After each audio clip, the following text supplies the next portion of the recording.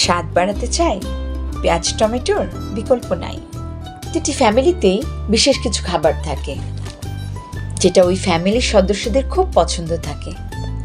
তেমনি আমাদের ফ্যামিলিতেও আছে কিছু খাবার, যেমন আমরা কিন্তু আম্মার হাতের সব খাবার পছন্দ করি, কিন্তু বিশেষ কিছু খাবার আছে যেটা আমরা রিকোয়েস্ট করি। তাদের মধ্যে এই টমেটোর চাটনিটা একটি। আম্মা খুব যত্ন করে কিন্তু এই চাটনিটা করেন, প্রতিটা খাবারই যত্ন করে করেন।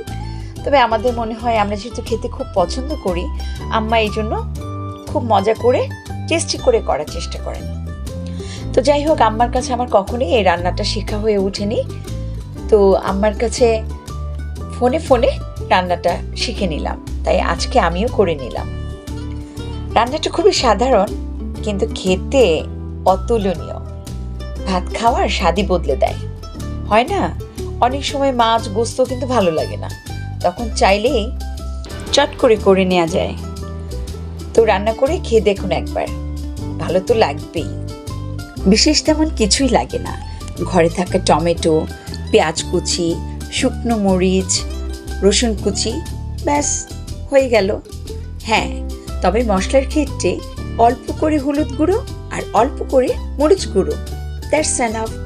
তো চট করে যান আর চট করে বানিয়ে ফেলুন।